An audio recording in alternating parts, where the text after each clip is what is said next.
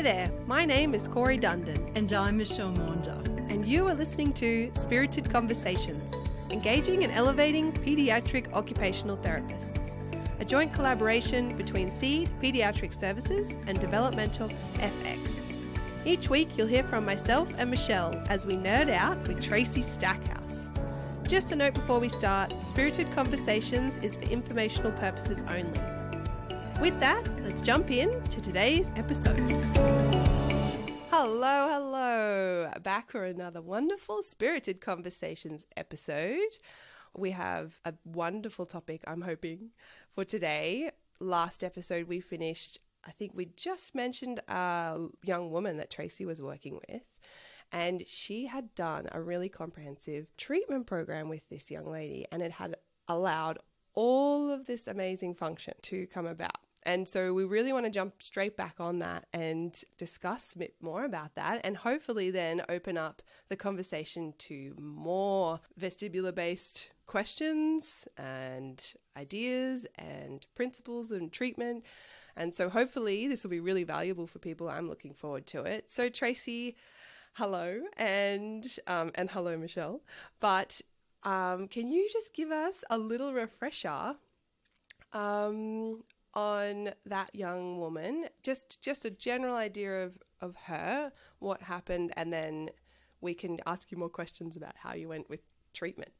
Yeah, absolutely. So it's great to be here with you guys. And, you know, when we were talking in the last episode, we were really talking about postural development and a lot of different concepts, but we converged around this issue of vestibular functioning and vestibular processing and all of the very many ways that it impacts you. And I think, you know, all of us have different cases that just live with us even many years after we haven't treated these individuals, because we learn so much from them. And so this young woman was referred to me through a community resource, somebody who knew me and knew that this family had been struggling, but also from her physical therapist. So this is a woman who was diagnosed with autism when she was a very little girl. So when she came to see me, she was, I think, about 17. I was going to go back and look it up, but then I thought that's the least important detail. But she's very minimally verbal, highly interested in all things Walt Disney, pretty aloof to most social interaction. She lives with her parents, who were older when they had her. Her mom was nearly 50 when she was born. They had always had her in a center-based school program in a school district that offered a lot of supports for students like this. So she'd had a lot of resources, but most of them were focused really on, you know, having her work on her engagement and her communication, her socialization as primary focuses. But what was interesting was that she was so rigid in her posture. For years, this had been described. Before I started seeing her, people had really talked about her as always being really fixed and rigid in her posture. She would walk with very little rotation, and that was why she was actually in physical therapy, because she just looked uncomfortable in her own body. And the PT who was working with her, I had known for years and years and years, and is a dear colleague. And when this woman was referred to me, the PT came to the first sessions, and she would sort of hit herself on the head like, why didn't I think to refer her to you years ago? Because it's so evident that this really was based in more of a vestibular function, but everybody was just seeing it as like the surface of the behavior. And the PT had been working with her around trying to build fluidity in her movement patterns and more kind of grace and ease. And mostly what she was doing with her was working with her playing just music, because this woman loves music still today. Adele was a favorite back then, and she would put Adele on and then have her be on a treadmill and vary the speed of the treadmill and try to just get her to work on repetitive movement patterns with a little bit more bilaterality. So she had her holding onto like a pool noodle. And then the PT would sort of move it in a rhythm, and that would sort of guide this woman to get a little bit more. And she'd been doing this for like a couple of years. Oh, wow. And it wasn't really helping her to generalize that. But then also the primary reason that she actually came to me was that the caseworker who was helping them with adult transition planning asked the parents, what's something that would be helpful. And they really brought up this whole laundry list of things that included really primarily that she would never bend over. She would never lean over to pick up her shoes off the floor. That was the primary thing that the parents kept talking about. Even if she was getting dressed, trying to pull her pants up, the bending part of it, she was so avoidant of bending. She was avoidant of moving her head out of an upright position for hair washing, things like that. So those had been restrictions that had been noted by the parents for like more than a decade, but nobody had really worked on it from an underlying why is this happening, because she'd been in really a behavior-based oriented program, and everyone saw this as, well, let's just work on her behavior. So we were in the clinic that we had this large warehouse-like gym, but from the offices into the gym, there was this set of 4 stairs, and it was open to the right-hand side with a metal railing, and it opened into this open space. It was a little bit of a funny staircase. I don't know how to describe it exactly. But I have this really distinct memory of bringing her into the gym for the first time, and she got to the top of the stairs, and she really froze. She couldn't proceed with taking that first step, because I think to her, it almost looked like she was going into space that was unbounded. And so I created a barrier with my own body to assist her. But then they talked a lot about, oh, this is another one of those things that, if she has to go downstairs that aren't 2 walls, but anything open, that she'll always have this freeze response.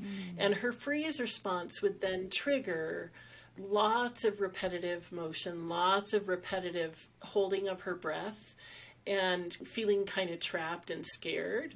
And she would look trapped and scared. Any movement of her head out of upright brought about that same fear response. You really saw it as this very, very tied into how her system just had not found gravitational security in any way. And she was so afraid, and yet so brave and wanting to figure out what to do. So in that treatment space, we had this loft that was against the far wall, and there was a darkness to the shading, I guess, in that space. And she was sort of interested in that and wanted to go over and explore it. So there was a motivation that she was pretty tuned into her environment and wanted to move and explore. So I'm pretty familiar with the whole theory of vestibular-based processing and what is gravitational insecurity. That might be an understatement. You're so humble. I've read a few books or 2. Well, what's interesting, though, about that is that her and her family being received by me, who could understand them on a different level, was, I think, the first step in the treatment. Isn't that interesting? I agree. I have that feeling listening to your recount just then was like, oh, somebody got it. It was like I could take a breath, let go of the tension of that feeling of her whole life probably being encouraged to do something that was, there was lower processing things getting in the way. And it's like, oh, Tracy, I'm so glad they found you. Yeah, totally. Well, and it's so funny because to this day, I'll see this woman sometimes in the community at something, and she always is like, wants to touch my face and rub my arm and come and be with me, because she knows that it was like an essential thing that happened in her life. So as we went down the stairs the first time, I also have this really felt memory of her getting to the bottom and doing kind of a shudder breath, like when we landed on the bottom. And the shudder breath was really paired to her landing her feet on like a surface that she could trust. So that was sort of what I knew to be her regulation of her own gravitational insecurity, because she showed it to me. So what we did was we went into the gym, and I used a platform swing because she could understand it as like a chair, and she would sit on it. And we just played with that process that I just explained to you that she showed me she had, which was, let's sit on here and move until it feels a little bit uh-oh. And then in the uh-oh, let's land that in our feet and in our breath. And so we played with that relationally, and she got really playful with me, and pretty fast actually, in being able to explore that and understand that when she started to get scared, that it wasn't something to overwhelm her, but it was something to land and ground and release. And so we played with that process, and then we added music. I started using ambiently in the space because I wanted to stay more in connection with her than headphones might allow. But I did use a therapeutic listening. It was actually modulated music at the time because we didn't really have quick shifts then through the therapeutic listening Vital Links method. But I played an ambient sound, which might have been a little muddled, but I felt like it was sort of helpful. And then right away started her on a modulated music therapeutic listening sequence. So we did a therapy intensive over several months where she would come in a couple times a week, and I would work with her and show her mom. And also they were transitioning the role of this woman in their life from nanny to friend provider. And all these years later now, she still actually lives with that woman. But she was this instrumental person in her life. So they would come, either mom or this woman or the two of them, to the sessions. And then and then the PT was also coming intermittently.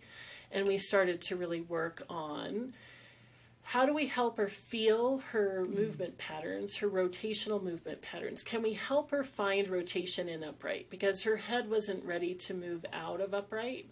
But can we, find somebody behind me, somebody in front of me? And we started to really work on that and being able to recover from the disruption that would happen so very rapidly for her as soon as she moved her head too much.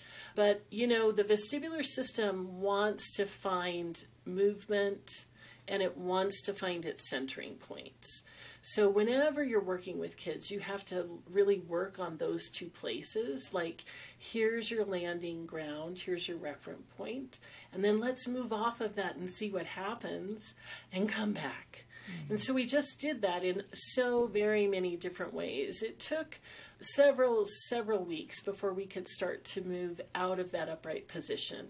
And how we did that was that she had been watching this nanny / transitional adult person do some yoga, and she was pretty interested in that. So we started by figuring out how to get down on the mat, and she would get on the mat and then collapse, and it would take quite a lot. So then we started to work just on the mat in kind of rolling. And at first she couldn't really roll, but we would do side to side, and we played a lot of games and did silly sounds, and we would have Adele parties where we would, I love it. it was very fun. I'm just remembering all of it. It was quite hilarious. But then she was able to really start to do transitional movements through this kind of, let's try yoga and let's have an Adele dance party and let's move on the swing. And those became our anchor activities. And from that, we were able to really move into the sequence of, head movements, postural movements, eye movements, and coupling those across the different sequences that you might follow, all the time really making sure that she knew that she could come back to grounding and safety, because the disruption that would happen in terms of modulation was so very real and trapping her. But it was trapping her ability to use the system to get any discriminative detail. So we were kind of moving between vestibular discrim and modulation kind of continually, but then really just moving through the sequence like you would in the astronaut protocol, but not doing the protocol, but really thinking about the way that it unfolds, and then giving the movement opportunities that she really enjoyed to have them do those every day at home. And so we were focused on that with the therapeutic listening as kind of a background beat of support. And it really started to shift for her. So when I noticed the biggest shift was maybe 3 months later. I remember we went to go up the stairs back into the lobby, and her gait changed on the stairs, where she found that she could step and then step and not have to step on one step with each 2 feet. And the freedom of rotation in her postural system that allowed for that to happen, she realized it and started to play with going up and down the stairs on her own, which was really huge, because it was also like gravitational security allowed her to move into that higher level postural work. And she needed both. You can't just treat one without the other, but they have to be paired to each other. So once she found that freedom of movement, then it was a lot easier. Then we could start to do more yoga poses and use different varieties of swings, because she found security. And finding that base of security is what allowed that. Wow. So I think I told you in the last episode that her favorite activity now is to help her helper plan Disney cruises, and they go on these cruises, and she loves being on a boat now, which I think is kind of the coolest thing ever. Yeah, so does that kind of give you a flavor for... Oh my gosh. There is so much in what you just said. Michelle, you're probably having the same thoughts. All the complexity. Yeah, but also the patience, because Tracy has a textbook in her brain about vestib and vestib development, neurodevelopment. But you were and your observations started before any formal clinical assessments. You're observing, you're noticing the impact on function, noticing that was discrim and modulation together, and that you just really couldn't even proceed with a vestibular program of such and move through typical neurodevelopment like flexion extension, a nodding of the head, I guess, perhaps first. You needed to ground her feet. You needed to address that safety and connection issue, help her feel safety and what she could do to find that embodied felt safety, and let her sense that you weren't going to push her too fast, too slow, like she could find it for herself. Bring in the things that bring her joy, that would move her and you towards being able to do a pretty specific vestib program, but you just can't start there. I love the patience and the skill that's taken you to do that, Trace. Amazing. So it's so amazing. I have to thank Adele for the song Hello, because it was one of the activities. We could have somebody be behind her and be like, hello, and then she would want to look. So good. And then it was a part of the treatment. Oh, that's fantastic. The other thing that struck me so strongly, that there was clearly the containment of safety in you and not pushing her too far. So there was always that relationship underneath everything that you did. But it just hit me strongly then, that difference, the discrimination. So it was so clear there was a massive modulation piece right there, right in front of you. Like, she was terrified. There's your biggest modulation cue ever, right? I cannot tolerate this experience. It's too much for my system and I can't stay regulated. So it's like struck you bang on the moment you got her into that space where it triggered it off. But the other thing was that you were weaving in the discrimination piece together. You didn't, the modulation piece was there and she couldn't tolerate the input, but through the relationship and the just rightness of what you were doing, of discriminating, my body's moving, my body stopped, regulate. My body's moving, my body stopped, regulate. It was like the moving piece is discrimination, right? But I have to modulate. It was just, there was so much complexity to what you were just saying, because you weren't just working on helping her modulate vestibular input, but you were doing that, but you were doing that precisely through the discriminative system, and you were doing it in a stepwise way because you started in upright. You didn't move her out of upright for quite a while. You had to help her discriminate her head in space in upright, in facing forward position, and then you had to help her figure out her head in upright, turning away from forward facing and then coming back to and regulating again. And throughout this whole thing, you're doing it through relationship, and you're like stepwising it through all of the ways that you understand the vestibular system. And so it's just pretty amazing to hear that story unfold. And of course, what you got was this unfolding of function without pushing. You got, you put in the pieces that she needed, and then suddenly she was able to engage in her life in a different way.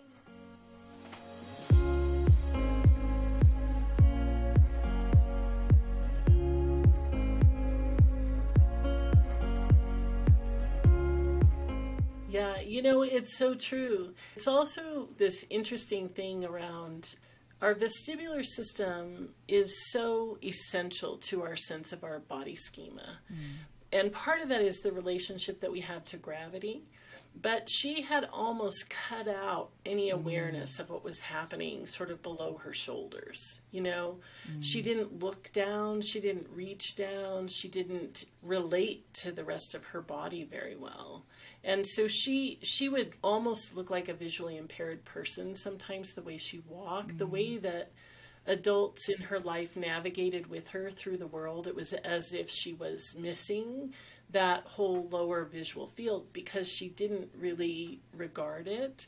And so the thought of there's something down there that could be interesting to me was the farthest thing in the world from her lived reality until it wasn't. And, you know, it's just an amazing thing that when you lift that veil, literally, of security, giving security.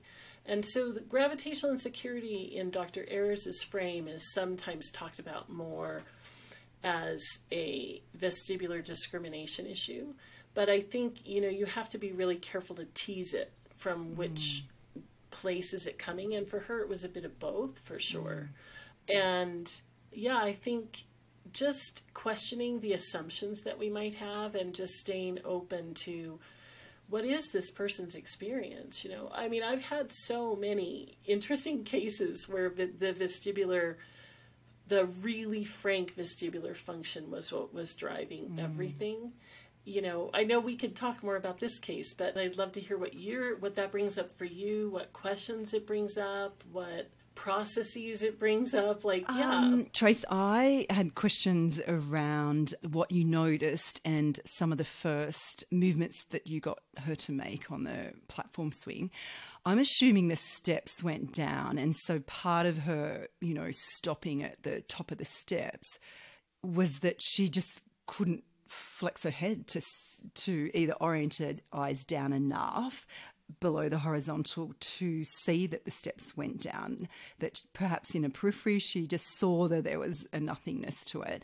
And my other assumption was that it may have had a spatial quality, that without that right-sidedness before you became the rail down, which was really a vertical thing that provided some space where there was a lack of a thing to help orient her to the vertical, is that's why she stopped.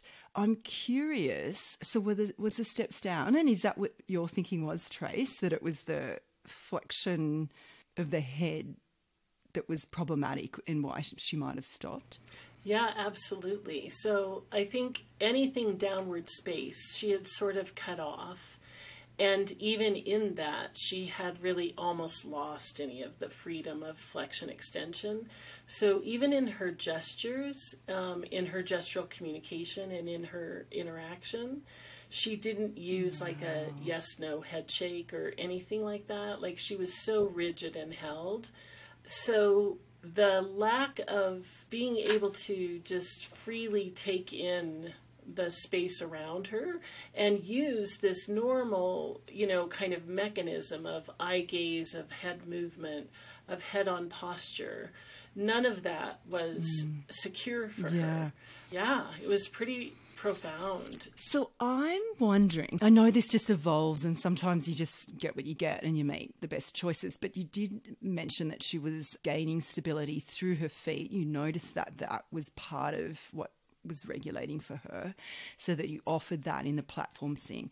I know with the platform swing, there's usually, it's a bit wider, so there's the vertical ropes that can sometimes provide a spatial thing. I'm guessing she was hanging on to that.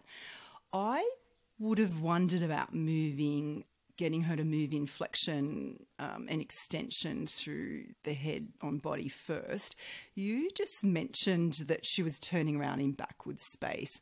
So did you go to backwards space first, or was that just in your recount? Yeah, I think that was more in the recount. So definitely first it was a flexion extension kind of pattern. And very, it was really just her whole body moving as a whole single unit, sitting on this platform like a statue almost. And she would move forward and come back, and then I would help her find the ground again and try to repeat that kind of shudder, like, I'm here, I'm here, I'm here. We're here together kind of a thing, because that was connecting for her. She knew that I had noticed that with her. We had shared that moment, and she wanted, she knew that I was going to be holding that with her. So we did that a lot. She was just sitting, and then within that, I started to try to help her find her power through her upper trunk and her arms in when I pull, what happens, when I push, what happens. Now, she was kind of familiar with a pull, push, or a side to side because of some of the work that the PT had been doing with her and the pool noodle. So I used that as a reference point for her. I put a pool noodle for her to hold on to so she could hold both with her hands in pronation, and then we would put her hands in neutral. Just that, so even if you just do that while you're sitting here listening to this compelling conversation, but if you put your hands out in front of you and you're in pronation and then go to neutral, feel what it does to your upper trunk and how it changes your breath pattern, right? And the alignment. So you get into capital flexion with a little bit of internal rotation of the upper extremity. And then you can go into extension. So we could start to play with that just through her hand position rather than me forcing it. It was really just giving her an opportunity through biomechanics to feel the postural shifts that happen, and then to pair those postural shifts to the movement and the rhythm, so that the vestibular postural mechanism is starting to work in synchrony because I'm putting the synchrony in. She didn't have any, she didn't arrive with synchrony, so I had to help her find that. Does that make sense? Oh, wow. I just wanted to pull apart that for 1 second. So initially you had on the platform swing, she was sitting.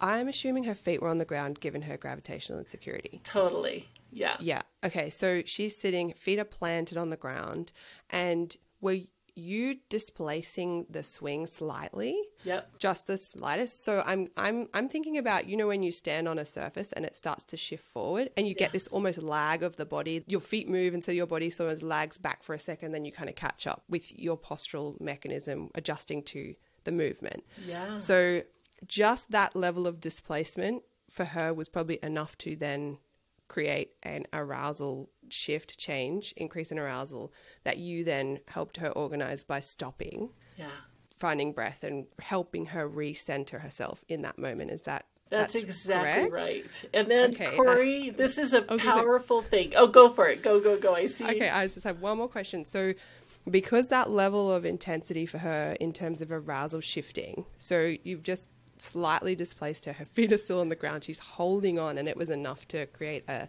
shift and a spike in her nervous system from that level of vestibular input. You then tried to pair the proprioceptive cues from her arm and shoulder girdle by helping her hold on but change the position in the way that she had her hands. So having her hands hold on to something, fists with like palms facing down, and then helping her rotate, which created all these proprioceptive cues. I'm guessing that that was helping her find some level of head movement that was more modulated by the proprioceptive cues in her hands. Is that And that right? she was doing it for Yeah, herself. I think that's true. Yeah. Yeah, and landing it into her posture. The here I am, I'm grounded, and I just did that, and my head moved, and I'm okay, and here I am. But here's the other, yes, all of that. But here's another really interesting thing. Dr. Ayers talked about this, and I think we need to talk about it a lot more. She talked about it all the way back like in the early 1970s, but this is a real true neurological phenomenon of the vestibular apparatus. And that is that when we have vestibular integration, it gives us the information we need through the sensory motor system to have feed forward control. Postural and gravitational insecurity is almost a lack of feed forward. Everything happens to you. And so in moving her head and landing her body and feeling minor little baby postural adjustments, it was like the script got flipped finally, and she could feed forward what was going to happen when she moved. And that was vestibularly mediated, and the crux of the whole formula, basically. So if you don't have good quality information from your vestibular apparatus to signal my head's moving or my head's not moving, then I can't predict. I will potentially get frightened if you displace me or move me, because I can't anticipate that feeling or integrate that feeling in my nervous system. Is that right? That's right. And my body doesn't compensate for it. And so I have to do something to stop that happening, because the body, if the vestib system isn't activating the postural muscles to turn on and stabilize, then she's at the whim of her body not moving or moving. Trace, that's so brilliant that it's tempting to put them on a swing and give them a little ride, particularly when you work with younger kids who it's a bit more age appropriate that they be in the playground and have be on the swings. It's tempting to miss these bits where you start providing vestib input just to their body. I know she was sitting on a swing, but it feels like she got more input than she might typically allow by some pretty minor movement. And even in that pronation, supination, shifting that and what that lifted the body and slumping back down, and that she learned that she had capacity to have a master over that. Like that, rather than if you're on a swing and kids are getting able to make process the vestib and anticipates what's coming up, there's a passivity to it that you kind of took away by making it body based first. The other thing though that comes to mind for me is if you were watching, so you had no idea about the vestibular system, you didn't know anything about OT or sensory integration or Dr. Ayers, and you were a newbie to any of this, and you came in and all you saw was Tracy sitting in front of this young woman on a swing, moving her slightly and then going, you would be so confused. What the heck is this person doing? Don't you think? Like, you would be like, why are we here? What is happening? But People said she was really good, and she just sat there. You know what? It's amazing. Even I do find this though, even when parents, I can tell, are a little bit like, what is going on? What are you, Corey, doing? They see the magic. Somehow they feel and see the magic of that child somehow coming alive almost in a way. The cool thing is though, Tracy, is that you would have been able to at some point explain the why you were doing that. And then they could come to understand this process with you as you did this, I'm assuming. But yeah. I'm sure we all have that feeling of this parent probably thinks I'm crazy. It's so true. But here's the thing, if you want to read more about this and go into the neuro, you can read whole books on it. But if you read page 57 in the Sensory Integration and Learning Disorders book, let me grab the last two paragraphs and the next page, 58, it just tells you exactly what I did and why and what the neuroscience is. So, and this book was published, a long time ago, but it's the thing. Like, this is where you get the information you need. The challenge, though, is that book's not in print anymore. Do you know how many hundreds of dollars these books are? My goodness. I've got it in its own little, vault thing. Trace, I've got 57, I think, and 58 tagged. My question for you, which I, when I revisited her beautiful, brilliant book, is that I've missed in my reading or understanding the potential impact of vestibular function on whole of muscle tone. I think I was just so focused on, and perhaps some of the courses I've done and the real focus on function and moving through that, developmental capacities of, flexion extension, weight shifts, rotation, that I'd missed that, as actually says, the vestibular system has a strong influence on muscle tone, both generally and more specifically through certain neuromuscular reflexes. Anyway, I've missed that vestibular system can impact on all of muscle tone, that can drive a readiness for action is what I'm in the latest reading, where I've thought it was specifically down the spine, cervical, thoracic, lumbar. Is that right? And so some of these kids, I think Ez also talks about the lower tone, clumsy kids. And I think she talks about that in terms of learning disorders in this particular book. So is that because the vestibular system perhaps wasn't processing well, either at the receptor or through the neural networks, landing at all the multiple sites, that in some mechanism wasn't functioning well, and so that can contribute to an overall low body muscle tone? Yeah, so in terms of, the vestibulospinal pathway is a really particular pathway that activates postural muscle tone. So we think about linear activation, or we think about even a rotation off of the midline. Any of those things can actually activate vestibulospinal processing. But what happens is that even just moving your eyes up and down does the same thing. Even just moving your wrists into pronation or neutral rotation, because of the way that the proprioceptors, the body proprioceptors, and the vestibular apparatus are interacting with each other, especially around head and neck and eye movement. So some of it is that, yes, it is the vestibular input itself, but then some of it is actually the way that the vestibular system supports the postural system.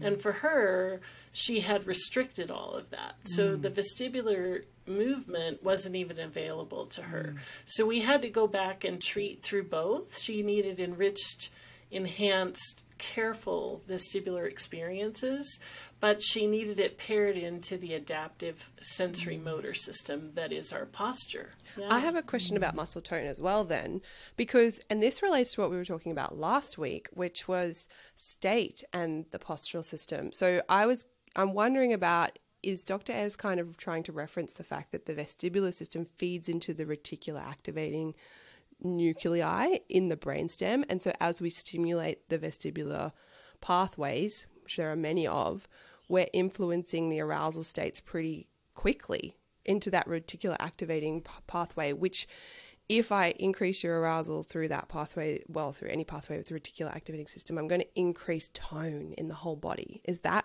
kind of where she's getting at here? Or yeah, that's it. Okay. And that's a readiness that movement's coming or here, body get ready. Yeah. Like definitely the postural muscles, but everything else you might need to respond. That's it, Michelle.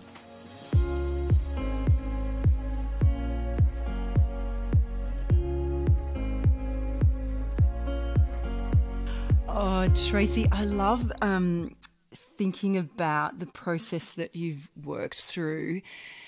And we've kind of talked about it in a few podcasts now, but it strikes me every time that we move from this really process of learning very explicitly about a thing, be it the vestibular system, the neurodevelopmental sequence of how movement unfolds, how we might, the equipment that we use, what equipment helps flexion come about. So we have these chunks of information that as we move through the information or learn the information, we want to test out in the clinic. So we get into what can we do with the flexion swing and how can we bring about dynamic shifting, for example, or weight shifting. What will bring that on? What you've just reminded me exquisitely of is that the art of what we do is have all of that information in your brain, but that you met that woman where she was at. You did some observations, maybe not even actual clinical, formal clinical observation assessment process. You did observation, you took some information and made it provided you with what was working well and perhaps, some cues about what was not working so well.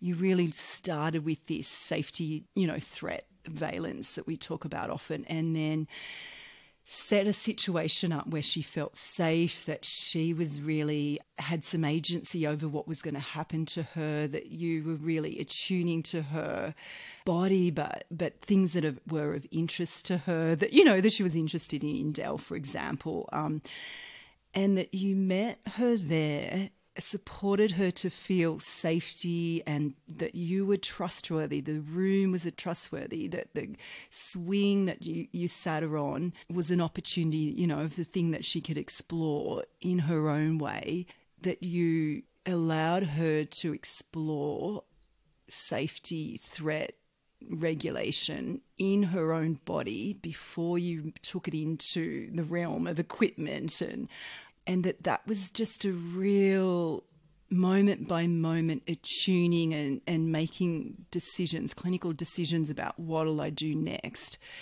And that you suspended, there was just a suspension and an allowing of what's going to unfold and how she's going to meet you with that, and how she met you informed your next decision, your next moment, that we can go in with a treatment plan and a bank of knowledge.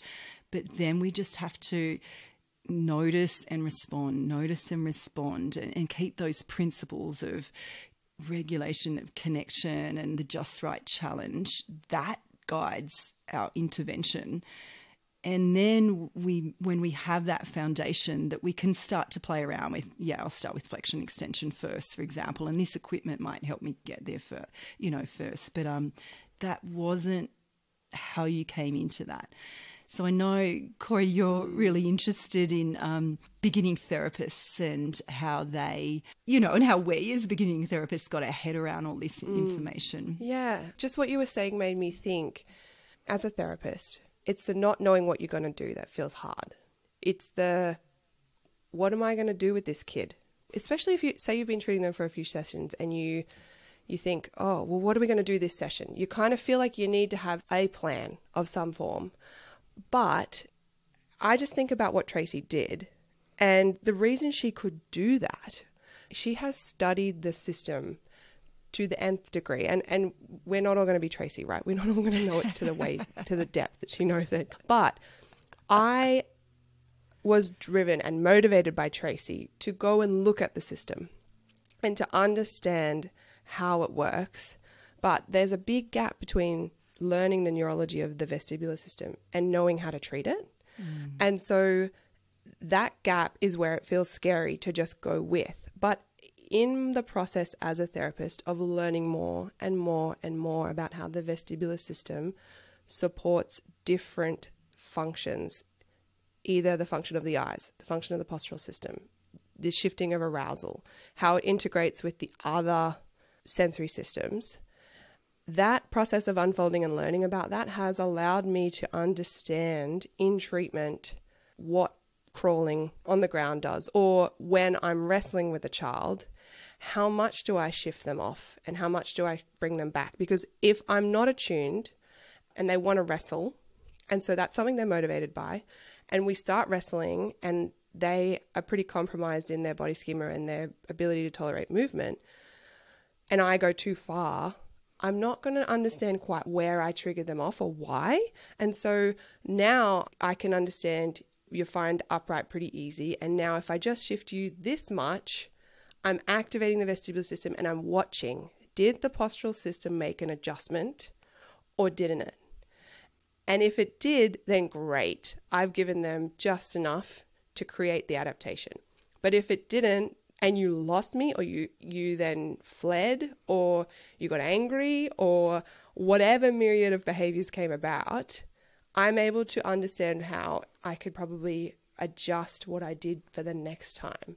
So it's so hard to learn that, but the more you understand how the vestibular system impacts function of the body, of the eyes, of arousal, and how it links with the other systems, the more you're going to be able to let go of the steps, and the more you're going to be able to understand how you can embed vestibular opportunities into the games that you're playing and what the kid is interested in, and how you can do it in a fun way. Because these, Tracy didn't just get her on the swing and take her for a ride, which, like you said, Michelle, it's easy to get caught up in the get them on the swing and get them moving.